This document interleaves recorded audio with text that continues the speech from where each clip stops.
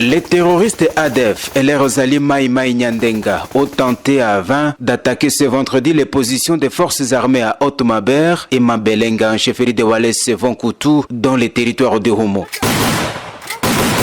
La suprématie des soldats loyalistes a primé, 12 de ces rebelles ont été neutralisés et 5 armes AK-47 récupérées. Les porte-paroles des opérations militaires à Ituri, le lieutenant Gilles Ngongo appelle les groupes armés de suivre le chemin de DDR CS pour sauver leur vie. Vous avez compris que à cette période, nous menons les opérations sur tous les fronts contre les ADF et leurs alliés.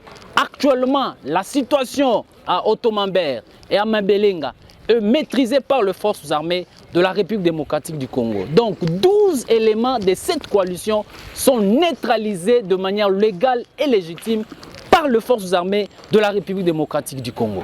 Avec les opérations musclées que mènent les forces armées au front nord et sud contre les groupes armés étrangers et locaux, y ajouter à cette période de l'état de siège sous le commandement du lieutenant-général Luboya Kashamadjoni, d'ajouter encore la mutualisation de forces entre les forces armées FARDC et le UPDF, nous avons une posture robuste de défense. Les groupes armés n'ont pas d'autre ici de vivre. Ils ont une seule alternative, c'est déposer les armes et se rendre aux forces armées. Signalons que le 27 décembre 2021, les forces loyalistes ont tué 7 rebelles ADF dans une offensive en territoire de Homo et 31 miliciens Codeco neutralisés dans un raid aérien de l'armée dans la région minière de Mongwalu en territoire d'Indjougou.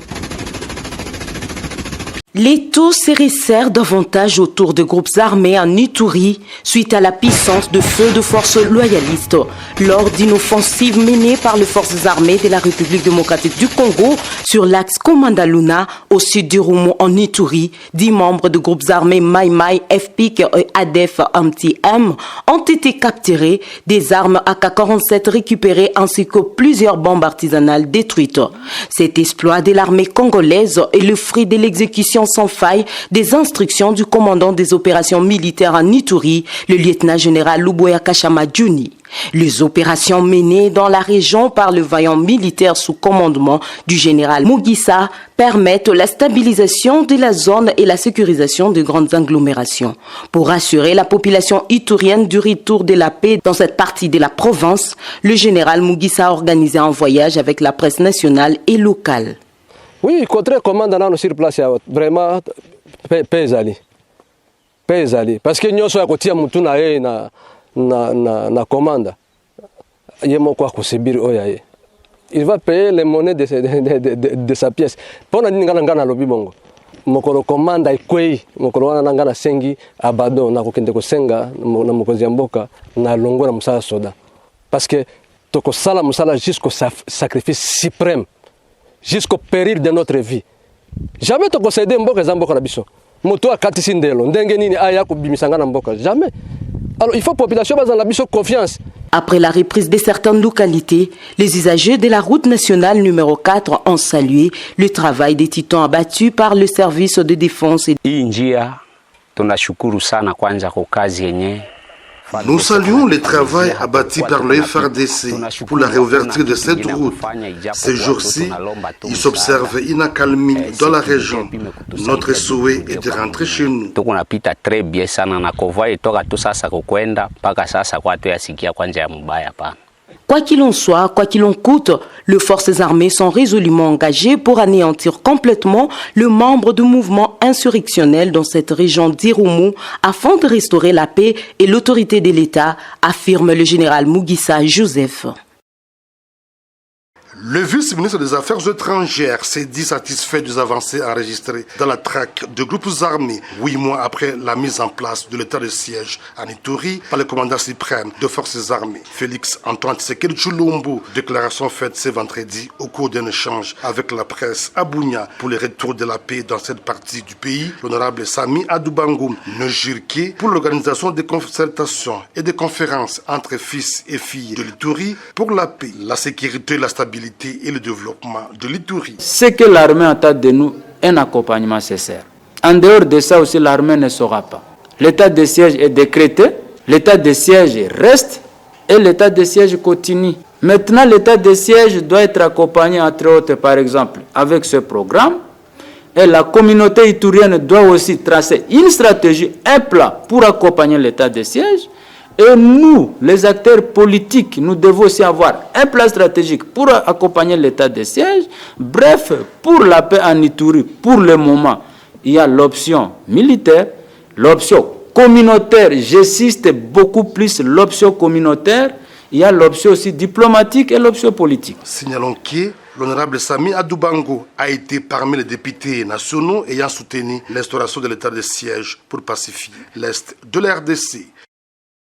Plusieurs actions sont à mettre dans l'actif du gouverneur militaire de l'Ituri, le lieutenant-général Luboyanka Johnny, 8 mois depuis la mise en place de l'état de siège instauré par le commandant suprême des forces armées, Félix Antoine Tshisekedi Tshilombo. Il s'agit de la réouverture de plusieurs axes routiers d'intérêt économique, la récupération de plusieurs localités de main de groupes armés et autres actions de développement. Ceci pour répondre à la mission première de cette période exceptionnelle, celle d'imposer la paix, de neutraliser les groupes armés et restaurer l'autorité de l'État. Ce bilan a été présenté par le gouverneur militaire de l'Ituri. C'était au cours d'une conférence de presse animée ce vendredi. C'était à l'occasion de l'échange de vœux de Nouvel An. Nous avons d'abord commencé par sécuriser la ville de Bunia, ouvrir les deux grandes nationales, c'est-à-dire la RN27 et la RN4.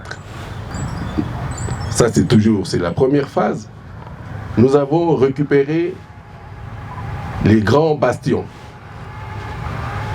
des groupes armés, notamment Kobu et Bambou. Et pendant que nous étions en train de récupérer ces grands bastions, nous avons eu un problème à Tchabi et Boga. Il y a eu même des destructions, notamment de l'hôpital, ainsi de suite. Ces deux localités sont sécurisées et la population est là. La deuxième phase, c'était la poursuite de l'ennemi dans son retranchement. Avec la garde républicaine, nous sommes allés à Nyangaray avec toutes les autres localités environnantes que nous avons reprises. Pour l'année 2022, le numéro 1 de la province de l'Ituri sollicite l'implication de toute la population pour stabiliser cette région. Nous avons vécu des moments très difficiles.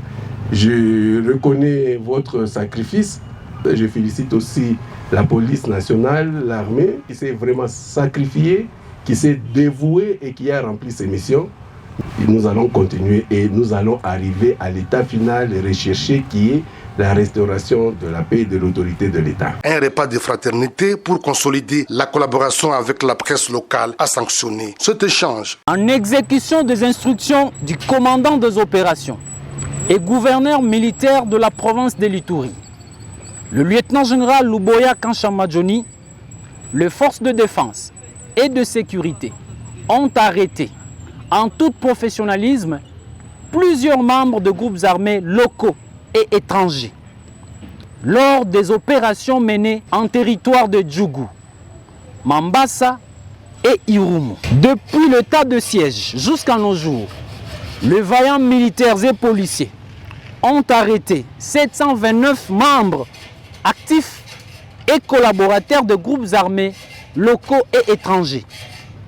Parmi ces hors-la-loi qui sont en détention à la prison centrale de Bunia figurent 342 Codeco, 58 alliés et 13 ADF, 13 bandits armés identifiés au mouvement d'autodéfense Zaïre, 64 éléments de la FRPI réfractaires du processus.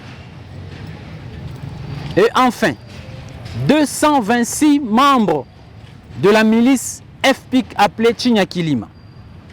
Ceci est rendu possible grâce à la collaboration observée et un climat de confiance qui règne actuellement entre les forces armées et la population civile. En cette période de l'état de siège, au nom du gouverneur militaire de la province de l'Ituri, nous demandons à toutes les couches sociales d'être dire comme faire derrière les forces armées pour détruire les ennemis de notre tranquillité. Et c'est là qu'une menace les intérêts vitaux de la population, auteur de plusieurs atrocités en Ituri. Toutes ces arrestations réduisent sensiblement la capacité de nuisance de ces groupes armés, dont l'objectif final en cette période de l'état de siège est de détruire définitivement l'ennemi pour restaurer l'autorité de l'État.